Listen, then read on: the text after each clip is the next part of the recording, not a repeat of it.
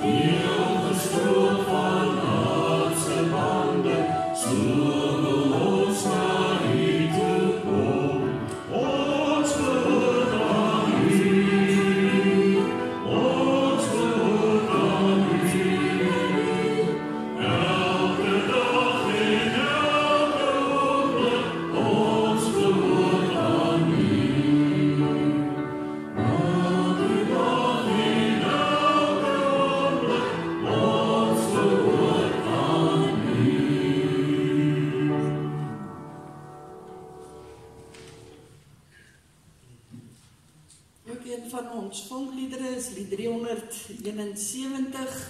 Ek is hier oor see en lug en ek hoor my kinders sug. Hanlie het ons onlangs gesing. 'n bietjie rukkie terug, so ons gaan die melodie vinnig optel en hom weer baas raak. Ons sing daarvan ook al 3 die verse.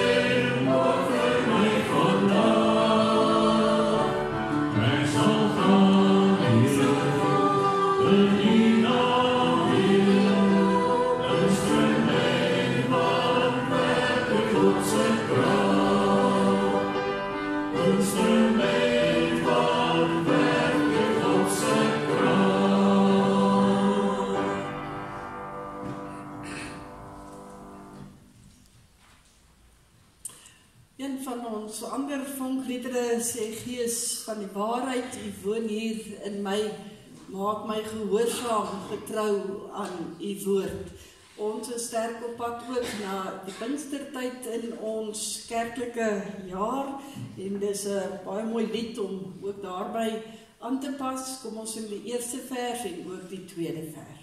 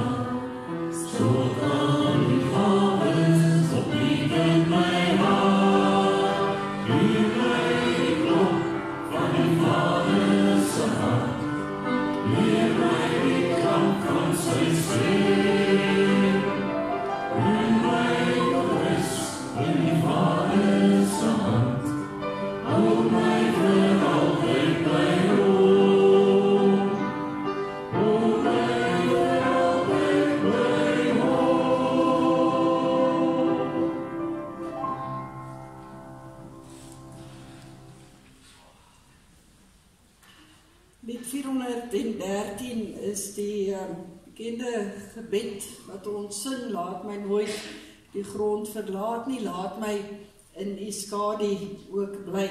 Ons gaan al twee die verse van hierdie lied sing.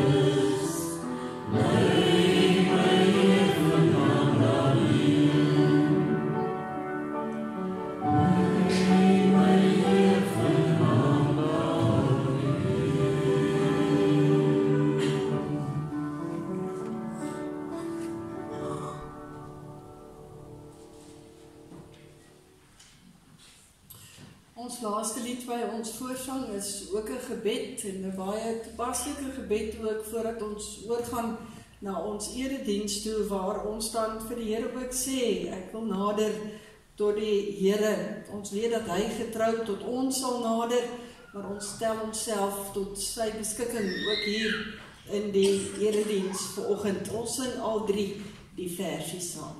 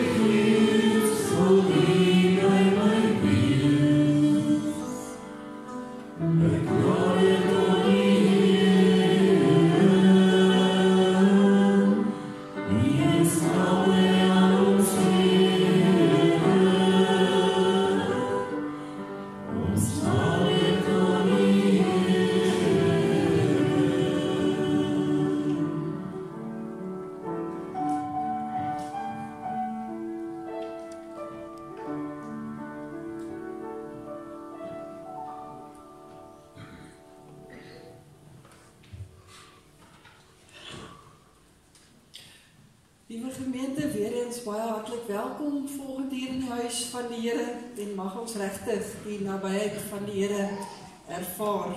Ek moet sê, terwyl ek nou so na die voorsang luister, dis baie moeilik om nie saam te sing nie, maar ek probeer my stem so bietjie spaar, nadat die gogga my op my plat getrek het, soos 'n groot deel van ons gemeente, maar deurloop onder die wintersiektes.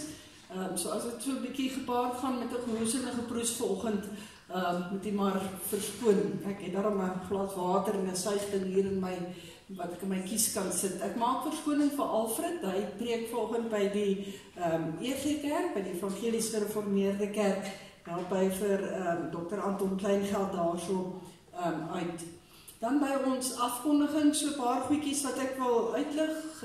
Na die diens is daar sonnaarskool in die verskillende klasse. Al die kinders kan daarheen beweeg. Daar's op die oomblik sonstraaltjies wat Annelien hou.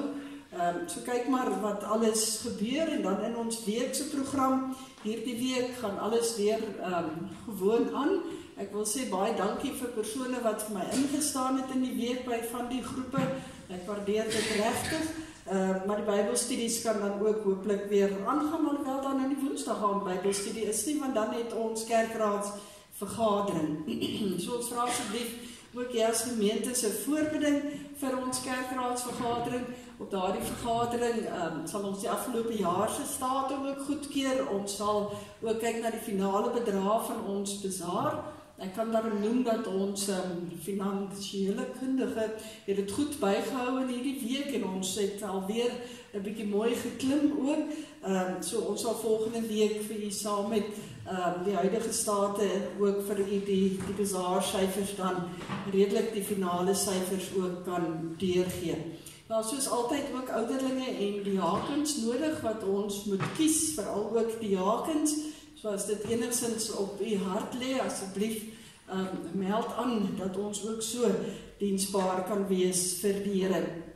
Ek lig ook net daaruit dat die Rose asseblief moet let dat dit hulle beurt is. Daar is 'n foutjie mos op die almanak, maar ek sien al 3 van die bestuurslede van die Rose knik instemmend, so ek vertrou hulle is bewus daarvan.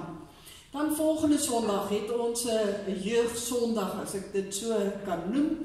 Eintlik die hele Sondag word daarom afgestaan. Ons het 'n kinderdiens wat ons gaan hou hier in ons kerk, ons kwartaallikse kinderdiens. Daarna gaan ons jong mense 'n bietjie bederf daar by die saal met allerhande lekker eetgoed en so meer. En dan vir ons hoërskooljeug is daar die aand om 6:00 is daar 'n ringsgeleentheid waar al die hoërskoolleerders welkom is by Cederpark gemeente. Dis nou ons buurgemeente hier in 14de Laan waar Dewald Gous gaan optree. So almal is welkom om dit ook te gaan bywoon volgende Sondag aand van 6:00 af. Dan geliefdes, die ander afkondigings, kyk asseblief maar daarna, soos ek genoem het, begin Hemelvaart volgende Sondag en volgende donderdag, nie hierdie donderdag nie, een daarop, en dan begin Pinkster daardie Sondag. Die temas het u daar voor u, kan so lank daarna kyk. Dis altyd 'n wonderlike geleentheid vir ons as gemeente ook om saam stil te word voor die Here, om te bid vir die werking van die Gees, nie net in ons eie lewens nie, maar ook in die lewens van ons gemeente en ons gemeenskap, uiteindelik ook in die wêreld. So ons Pinkster reeks, daar het u die datums van begin Junie af. Dan eindig dit met die Pinksterfees dan, met die viering van die nagmaal. Die dames moet ook net daar let, daar die teebeurt se beurte is ook net anders as op die almanak. Dan het ons Vadersdag in Junie maand, en die dames het dit goed gedink om dalk 'n ete beskikbaar te stel, met 'n wegneem ete wat die Sondag na die diens kan afhaal by ons kombuis. Daar is die spyskaart, daar is die koste. As jy nou vir manlief 'n bietjie wil bederf en nie lekker lus is om self kos te maak en vreeslik uit te hang nie, doen ons dit sommer vir julle. So bespreek asseblief net by die kerkkantoor of by myself. Ons skriba gaan so 'n klein bietjie met verlof, eintlik van na die kerkraadsvergadering, en dan volgende week, daar sal iemand met tye in die kantoor wees, maar as u dringend iemand soek en nie antwoord kry nie, bel maar vir my of vir die koster. Dis in ons twee sal ons dit kan hanteer. So asseblief, daar was nie niemand nie, ons sal vir u kan help met wat dit ook al nodig is.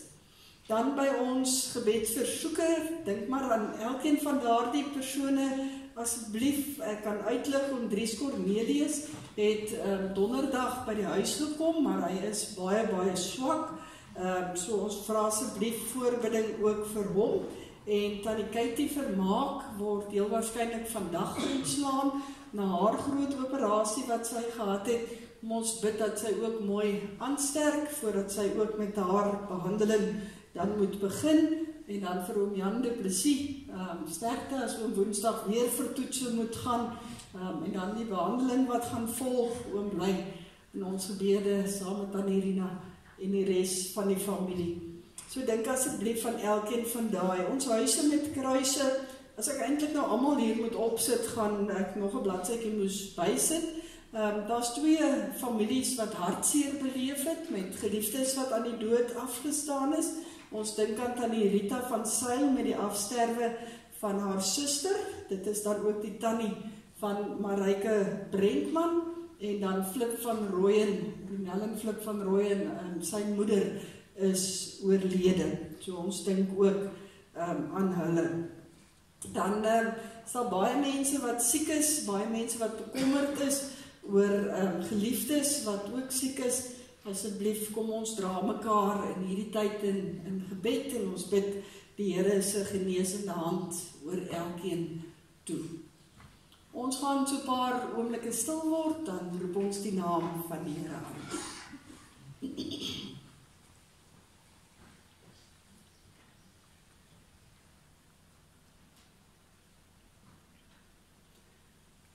Here, onse Here, hoe wonderbaar is u naam oor die hele aarde. Hoe glansryk alles wat U in die hemelruim geplaas het. Wat is die mens dan, dat U aan hom dink? Die mensekind, dat U na hom omsien. Here, onse Here, hoe wonderbaar is U naam oor die hele aarde. Amen. Geliefdes, aan die uitverkorenes van God, vreemdelinge in hierdie wêreld, soos God die Vader dit vooraf bestem het en ons deur sy Gees afgesonder het, besprinkel het met die bloed van ons Here Jesus Christus, mag daar vir elkeen van ons genade en vrede in oorvloed wees. Ons sing 'n loflied tot eer van die Here, lied 456. Loof heel die skepping, loof die Heer. Kom ons sing staande die eerste en ook die tweede vers.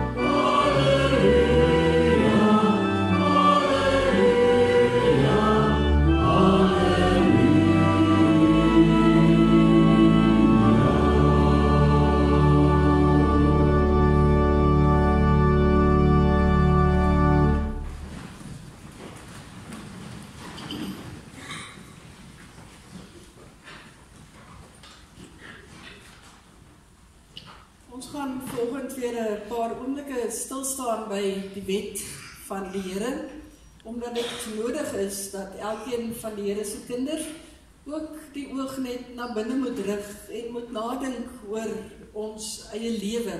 Die Here roep ons op soveel plekke in die Bybel daartoe op, en 'n mens kan dit op baie verskillende maniere benader, kan baie verskillende gedeeltes lees. Ons kan die tradisionele 10 gebooie vanoggend lees. Ek glo dat u die meeste daarom uit u kop uit ken. Die opsomming van die wet, soos ons Here Jesus Christus die 2 tafels opgesom het, naamlik in ons liefde na God toe en ons liefde na ons naaste toe. En dan ook verskillende toepassings wat ons kry. Ek wil graag een van hulle lees uit Filippense vanoggend, Filippense 4 vers 8 en 9. 'n kort gedeelte, maar 'n baie kragtige gedeelte wat Paulus eintlik vir ons hier gee. Wat vir ons vra, waarop is ons hele menswees eintlik gerig? En ons dan herinner, waarop moet ons menswees gerig wees? Hy sê hier in Filippense 4 vers 8. Verder, alles wat waar is, alles wat edel is, alles wat reg is, alles wat rein is, alles wat mooi is, alles wat prysenswaardig is, watter deug of lofwaardige saak daar ook al mag wees, daarop moet julle gedagtes gerig wees. En wat julle geleer en ontvang het, en gehoor en gesien het, dit moet julle doen. En God, wat vrede gee, sal dan by julle wees. Almal van ons begeer vrede. Dan so mooi, dan moet ons, dit wat ons geleer het, dit wat ons ontvang het, dit wat ons gehoor het, en dit wat ons gesien het, en ek is daarvan oortuig, dat eintlik almal wat vanoggend hier sit, ken die wet van die Here. As ons gedagtes daarop rig, ons hele lewe daarop rig, dan het ons hierdie vrede wat alle verstand te bowe gaan. Maar ons doen dit ongelukkig nie, en daarom leef ons baie keer in onvrede met onsself, en in onvrede met die Here, en in onvrede met die mense rondom ons. Maar kom ons bely dit voor die Here, kom ons gee dit vir die Here, as ons saam gaan sing uit Lied 235, se eerste vers, dat ons skuldig staan voor die wet van die Here. Kom ons sing dit staande, en dan bly u staan asseblief.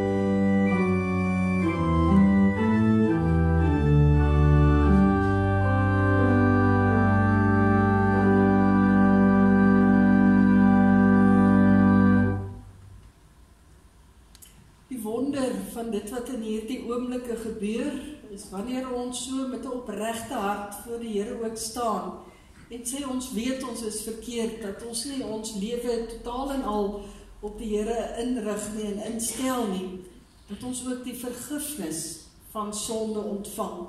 Ons lees onder andere daarvan in Romeine 8 vers 10, omdat Christus in julle is, gee die Gees aan julle die lewe op grond van God se vryspraak.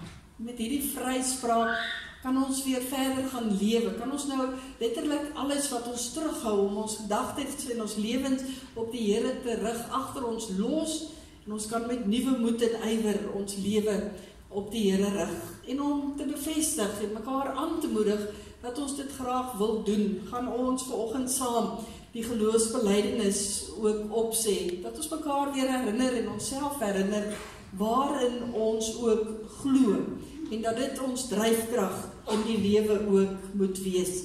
Kom ons bely dit hardop saam. Ek glo in God die Vader, die Almagtige, die Skepper van die hemel en die aarde, en in Jesus Christus, sy eniggebore Seun, onze Here, wat ontvang is van die Heilige Gees, gebore is uit die Maagd Maria, wat gelei het onder Pontius Pilatus, gekruisig is, gesterf het en begrawe is, en ter helle neergedaal het, wat op die derde dag weer opgestaan het uit die dode, wat opgevaar het na die hemel, en sit aan die regterhand van God, die Almagtige Vader, van waar hy sal kom om te oordeel, die wat nog lewe en die wat reeds gesterf het. Ek glo in 'n Heilige Gees. Ek glo aan 'n heilige algemene Christelike kerk, die gemeenskap van die heiliges, die vergewing van sondes, die opstanding van die vlees en 'n ewige lewe. Met hierdie belydenis en met 'n diep dankbaarheid in ons harte, sê ons vir die Here dankie as ons die tweede vers sing van lied 245. Ek was verlore, maar deur die genade van die Here is ek vry gespreek. En daarom loof en prys ek die Here met my lewe. Ons sing net die tweede vers en dan kan jy weer die plekke inneem.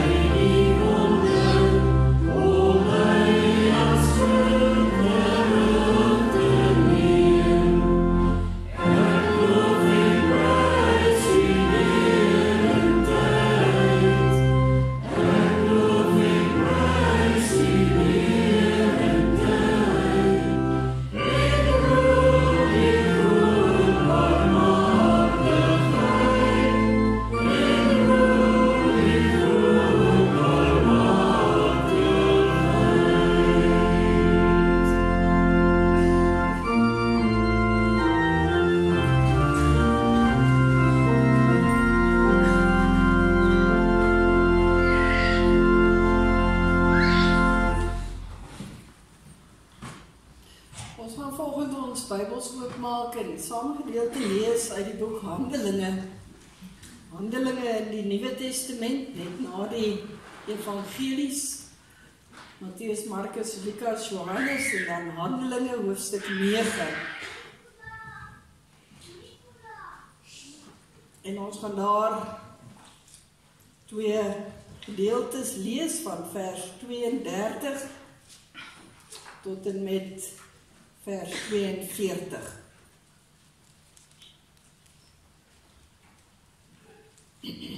Handelinge 9 vanaf vers 32.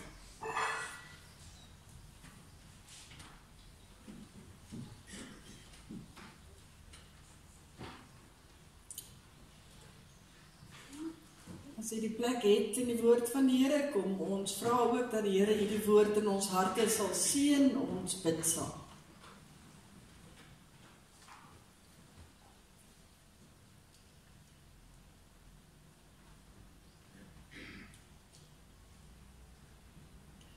Ons Hemelse Vader, ons word in hierdie oomblikke met die Bybel op ons skote voor U stil.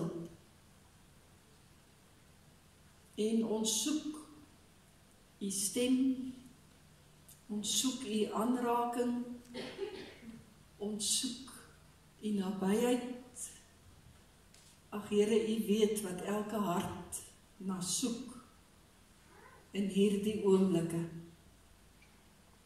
En ons weet U is getrou en U is die Almagtige. U is die Here wat vanoggend vir ons laat wakker word het en die behoefte in ons hart gesit het om hier na U huis toe te kom. En dankie dat ons nooit ooit hier hoef uit te gaan en te sê maar die Here was nie hier nie. Die Here was nie met my besig nie. U is altyd daar waar U kinders saam is. U is hier in hierdie oomblikke. En U stel alles in werking om met elkeen van ons op 'n baie spesiale manier besig te wees.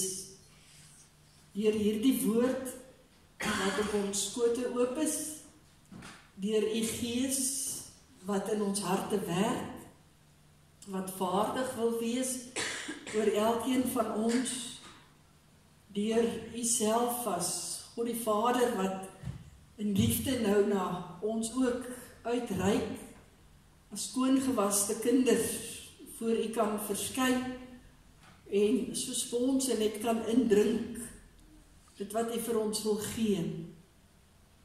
En daarom kom bid ek, Here, dat U asseblief vir ons sal help om regtig vir U te hoor en raak te sien en te ervaar.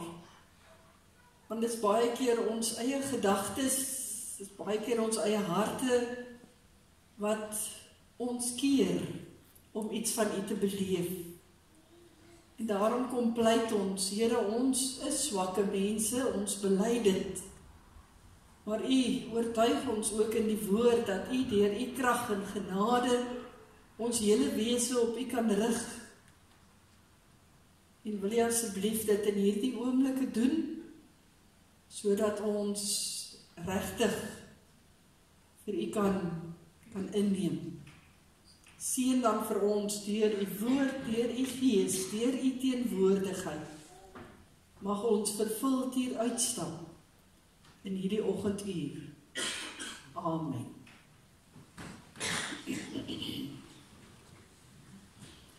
Handelinge 9 lees ons by vers 32 onder die opskrifie die genesing van Eneas. Petrus het baie rondgereis en het op 'n keer ook by die gelowiges gekom wat in Lydda gewoon het. Daar het hy 'n man met die naam Eneas teëgekom, wat verlam en al 8 jaar lank bedreigd was. Eneas, sê Petrus toe vir hom, Jesus Christus maak jou gesond, staan op en maak jou bed op. Hy het dadelik opgestaan. Al die mense van Lydda en die Saron vlakte het hom gesien en hulle tot die Here bekeer. En dan die volgende gedeelte, die opwekking van Tabitha. In Joppe was daar 'n gelowige vrou met die naam Tabitha, in Grieks Dorcas. Sy was altyd besig om goed te doen en die armes te help. Juis in die tyd, toe Petrus in Lydda was, het sy siek geword en gesterwe.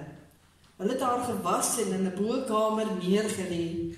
Aangesien Lydda naby Joppe is en die gelowiges gehoor het dat Petrus daar is, het hulle 2 mans na hom toe gestuur met die versoek, kom tog gou na ons toe oor.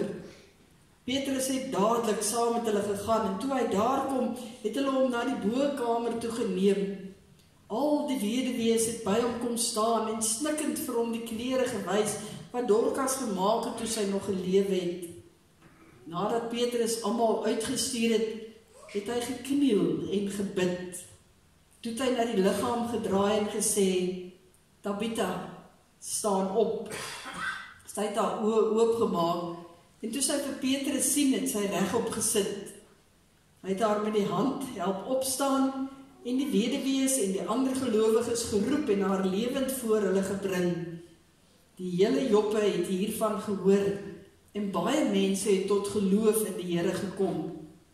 Petrus het 'n geruime tyd daar in Joppe gebly by 'n sekere Simon, 'n leerlooier. Ons lees tot sover uit die woord van die Here.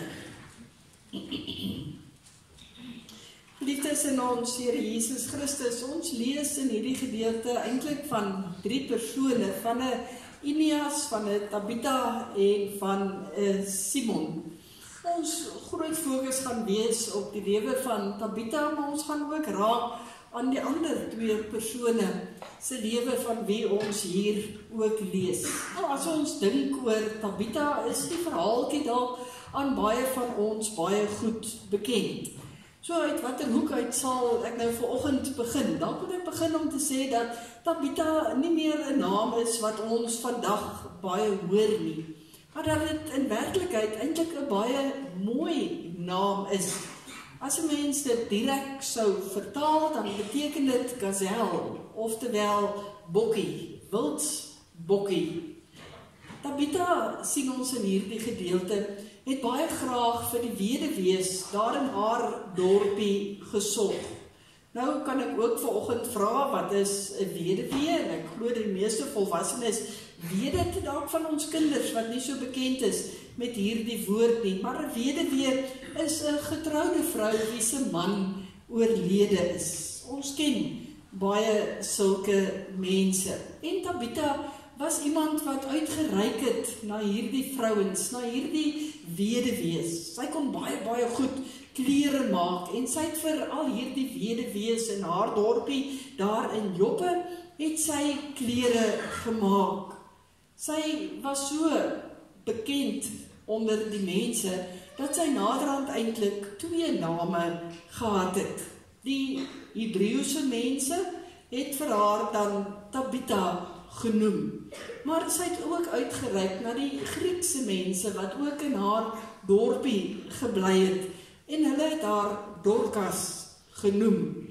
Dit kan ook bokkie beteken, maar as 'n mens mooi na die Griekse woordjie gaan kyk, is dit die woordjie mathetria wat hier gebruik word. En dis die enigste plek waar die vroulike vorm van hierdie woord in die Bybel voorkom. En as 'n mens dit baie mooi gaan bekyk, dan beteken dit dat dit die vroulike vorm van disipel is. 'n Disipel van die Here is. En soos ek genoem het, dit kom net hier dan voor. Ons lees ook dat Tabitha, of dan nou Dorcas, of ons nou Hebreëus wil klassifiseer, of Grieks, sy was altyd besig. Altyd besig om goed te doen, altyd besig om na hierdie weduwees rondom haar om te sien. Sy het uit haar pad uitgegaan om almal te help. Ons sou waarlik kon sê, sy was 'n besige bytjie in die goeie sin van die woord. Ongelukkig lees ons dan in hierdie gedeelte dat sy ook op 'n goeie dag net siek word en dat sy dan ook sterf. Dis waarvan ons lees in hierdie gedeelte van Handelinge. Nou as ek so 'n bietjie kan spring na die boek Handelinge toe, is die boek Handelinge eintlik 'n baie interessante boek.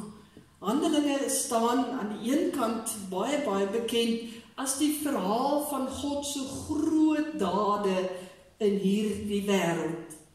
Hierdie boek Handelinge is geskryf deur die skrywer Lukas, wat ook die evangelie van Lukas geskryf het, en die meeste van ons weet dat hy 'n mediese dokter in sy tyd was. En hy skryf vir Handelinge, en hy skryf dit, hy rigtig dit eintlik aan sy goeie vriend Theophilus. En in hierdie boek Handelinge skryf hy van die groot en die ingrypende dinge wat God gedoen het hier in die begin van die Christelike kerk. Kom ek noem 'n paar voorbeelde waarvan ons lees. Maar hier, heel aan die begin van die boek Handelinge, lees ons al van ons Here Jesus Christus se hemelvaart. 'n Groot gebeurtenis. Net daarna in hoofstuk 2 lees ons van die uitstorting van die Heilige Gees.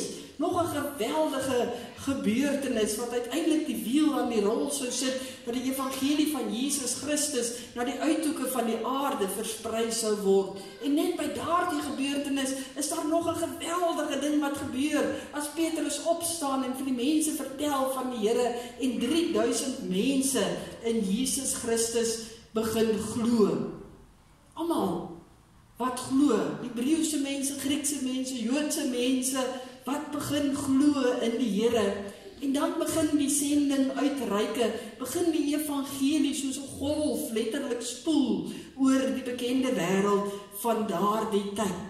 Kan ons inderdaad sê dat God besig is om met groot kwashale eintlik die wêreldtoneel permanent te verander as hy sy kerk hier op aarde begin vestig. En ons sien nog groot dinge gebeur. Ons sien God wat met Petrus op 'n baie spesifieke pad is. Ons sien God besig om met sy kerk op pad te wees. Ons sien dat God besig is om die evangelie van Jesus Christus, die opgestaane Here, die goeie boodskap wat in ons harte leef, na die wêreld toe, na die uithoeke van die wêreld toe te laat versprei. Inderdaad, 'n boek met groot en belangrike gebeurtenisse en verhale. Maar dan, skielik, binne hierdie groot storie, lees ons hier van 2 klein los storieetjies. Wat dan vir ons mag voel, as ons nou kyk na die groter geheel van Handelinge, dat dit nie so lekker inpas in die res van Handelinge se verhaal nie. Paulus, nog 'n groot verhaal van Handelinge, is op hierdie stadium ook al op die toneel, en eintlik is alles reg vir die groot gebeurtenis dat die evangelie moet uitgaan na alle mense in die hele wêreld toe. Maar tog glip hierdie twee storieetjies hierin. Die een van Eneas in Lydde en die ander een van Tabitha in Joppe. Eneas wat verlam was al vir 'n geruime tyd, 8 jaar lank, en Tabitha wat siek was en wat dood gegaan het. En 'n mens wil so al vra, maar hoekom? Hoekom nou hierdie klein storieetjies hier in hierdie middel van hierdie magtige gebeure eintlik wat God mee besig is? Ja, hier word binne in hierdie stories vertel van die lewendmakende krag van God wat aan die werk was. Maar ek dink wat ons veral moet raak sien, is dat God steeds aan die werk was in doodgewone mense se lewens. Doodgewone mense word in die naam van Jesus Christus opgewek, gesond gemaak en lewend gemaak.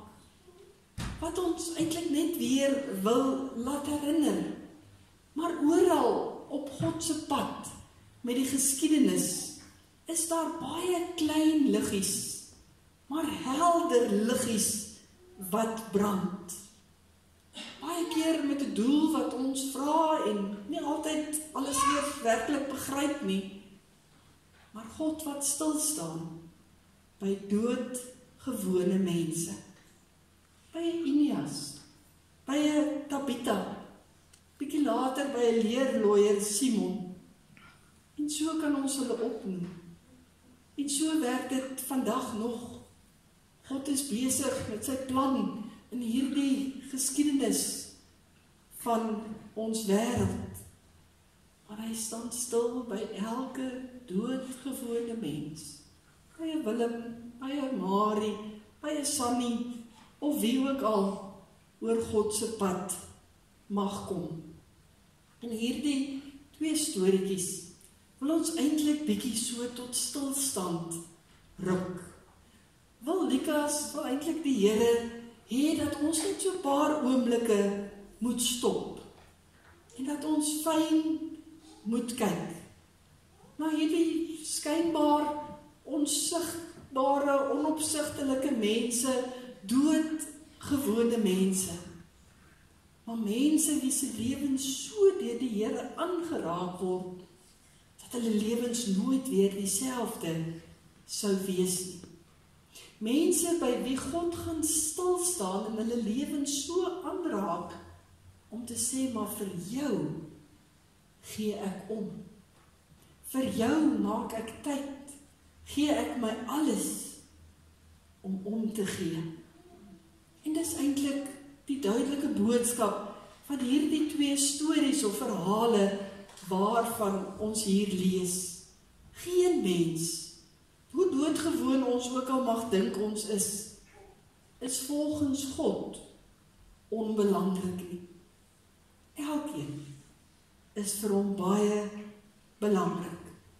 En hy wys dit deur sy omgee hier aan Eneas en aan Tabitha. Hy gee om vir hulle, as hy vir hulle letterlik aanraak. Tabitha, net 'n gewone vrou daar in 'n klein dorpie, ergens besig met haar stukkie roeping wat sy het, om vir die weduwees om te gee, bietjie mededeelsaam te wees. En wanneer sy sterf, dan hoor ons daai groepie weduwees daar, stikkend daar by haar bed staan. En as Petrus uiteindelik daar kom, dan vertel hulle vir hom van hierdie mooi kledingstukkies wat sy vir hulle gemaak het. En 'n mens wonder, maar hierdie een vrou in hierdie ganse wêreld, staan ons 'n paar oomblikke by stil. Maar Lukas gee juis vir ons 'n prentjie, 'n model van Christelike omgee en hoe elkeen vir die Here belangrik is. Tabitha het omgegee en gehelp daar waar sy is. Sy het goed gedoen. En haar vriende wat sy gehelp het, hulle het dit geweet. Al was dit daar net in een kleine ou dorpie gewees. En wanneer sy die ergste oorkom, wanneer sy sterf, dan onthou hulle van 'n Petrus, wat daar in die naburige dorp was, het hulle gehoor, en hulle stuur 2 manne om vir hom dadelik te gaan haal. En hy as die apostel van ons Here Jesus Christus, hy daag daarop. Hy word gedring om so toe te gaan deur die Here. En Jesus wat self mense uit die dood opgewek het, en wat die mag aan sy disippels of die apostels teen die tyd gegee het, om ook mense uit die dood op te wek. Petrus raak vir Tabitha aan. En God werk deur hom. En 'n doodgewone mens word weer lewendig, om met haar dienswerk vir Christus weer te kan aangaan. Sy kan opstaan, en sy kan verder leef in daardie kringetjie waar die Here haar geplaas het. God besluit dat die dood die wyk moet neem, en sy haar oë sou oopmaak, dat hy hom sou ontferm oor haar, en die mense rondom haar, en sy kan aangaan met hierdie taak, wat hy op haar hart gelê het. Sy kan voortgaan om die mense rondom haar se lewens weer mooi te maak. En is die mooi van hierdie verhale, dat God is nie so besig met die groot verhaal van die geskiedenis, dat die klein dingetjies by hom verbygaan nie. Nee, niks gaan by hom verby nie.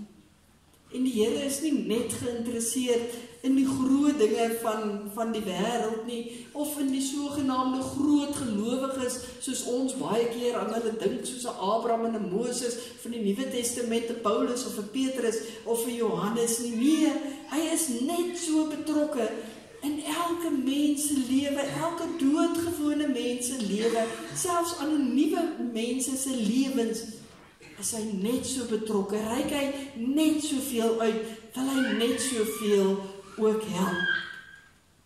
Vandag is dinge nie baie anders nie.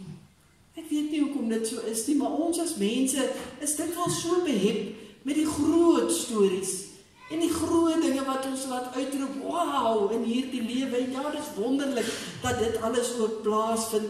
En ons kyk na die groot getalle waar mense dinge bywoon, of die groot syfers, die groot goed wat gebeur. Selfs in die kerk is ons geneig om dit ook in te dra.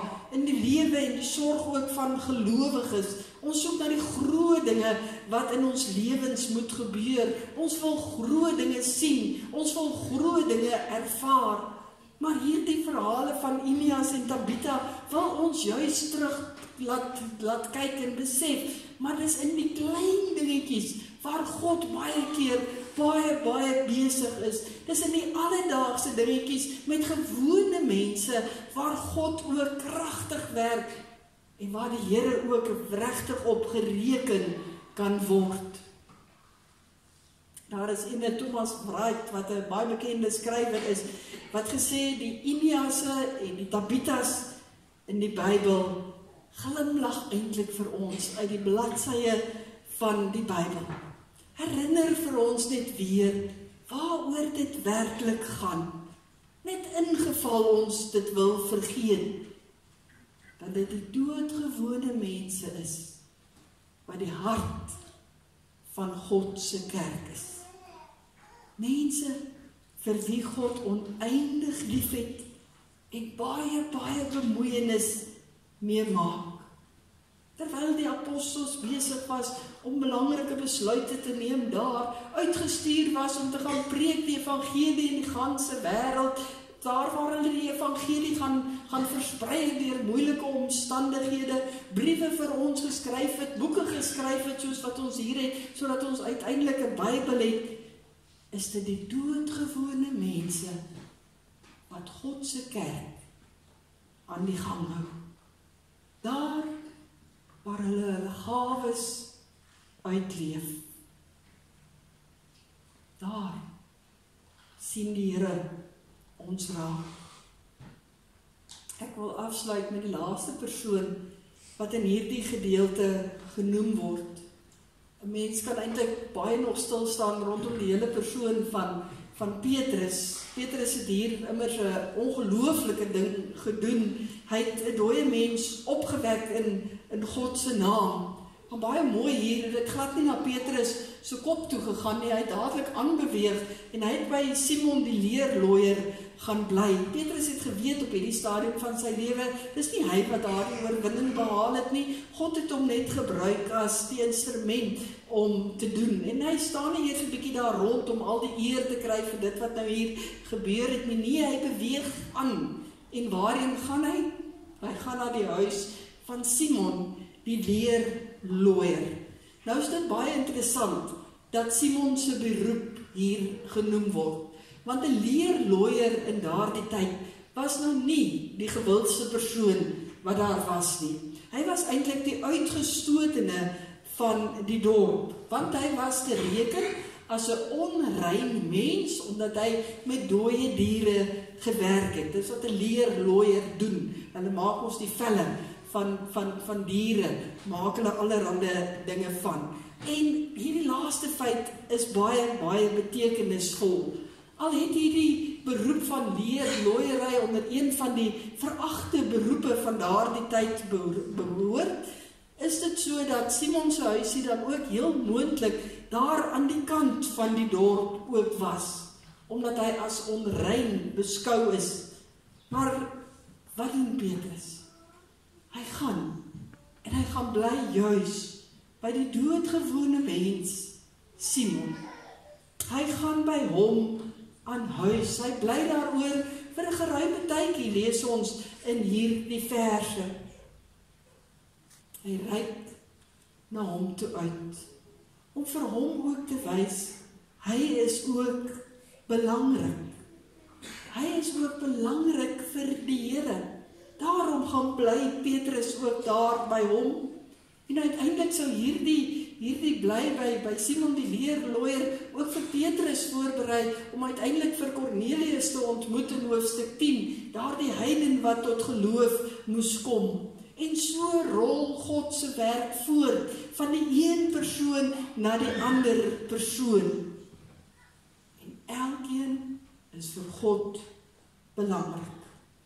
En al vergeet ons dalk alles vanoggend, al onthou ons dit as 'n mooi verhaaltjie van Eneas wat verlam was en wat opgestaan het, Tabitha wat dood was en wat weer lewend geword het, mag ons dan net hierdie een ding vanoggend onthou. Daar waar hulle gebly het in hulle kleine dorpies, was Tabitha besig met haar dienswerk vir die Here. Was sy so belangrik vir die Here, dat hy by haar gaan stilstaan het. Want God het elkeen van sy kinders lief.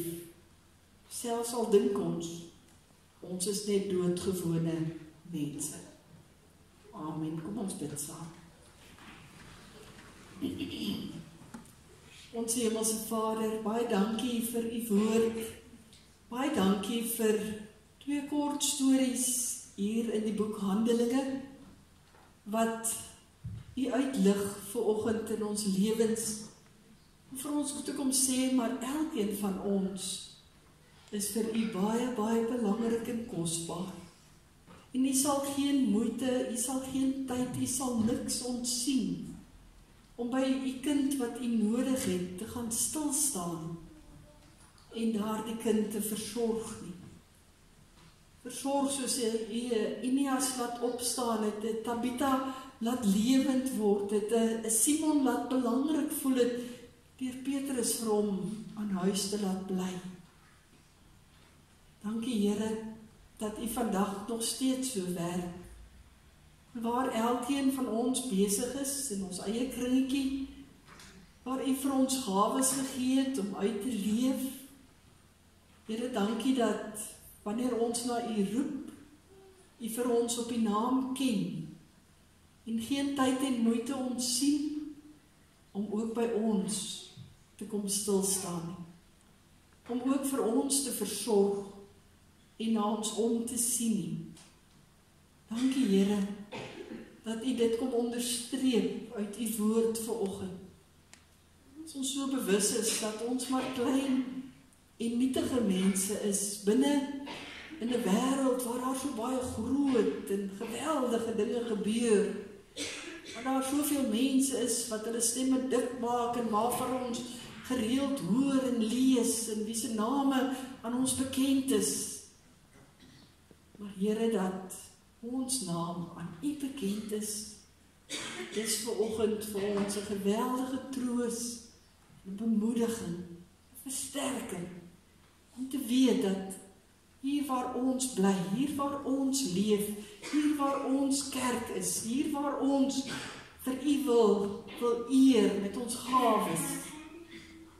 Dankie Here, dat U van ons kennis neem.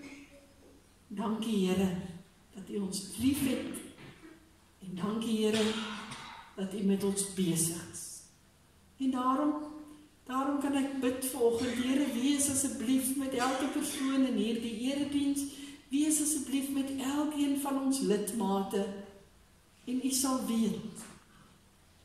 weet hoe om by elkeen te wees, omdat U elkeen by die naam ken.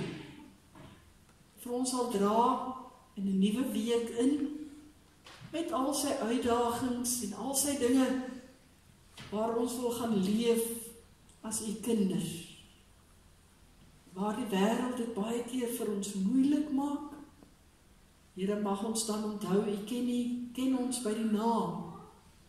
U sal ons help, sal ons bystaan, U sal ons versorg. Seën asseblief vir ons daarin. In Jesus naam. Amen. Daar is geleentheid om die Here te vereer met 'n offergawe.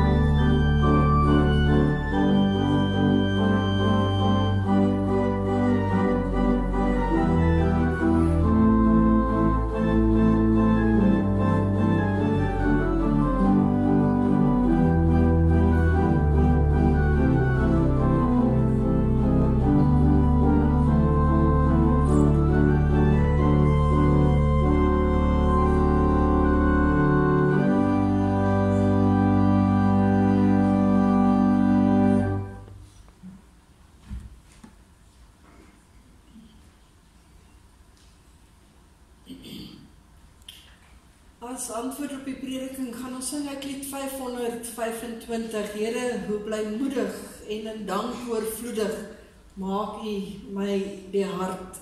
En dan ook in ons derde vers, Heer, U gee die lewe, so word ons vergewe. Maar dan sien ons ook van die ontferming en beskerming ook van die Here.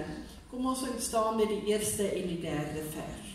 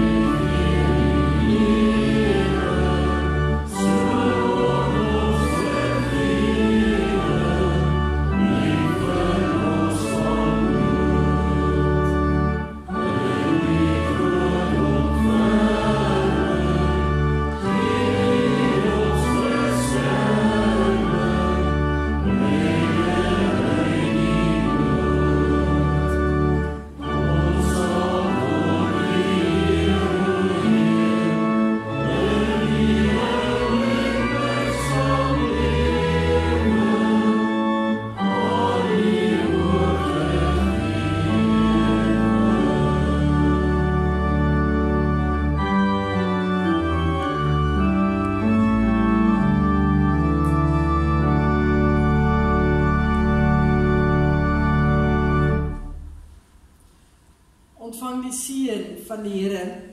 Die Here sal ons seën en ons beskerm. Die Here sal by ons kom staan en ons help. Die Here sal hoor wanneer ons bid en aan ons sy vrede gee.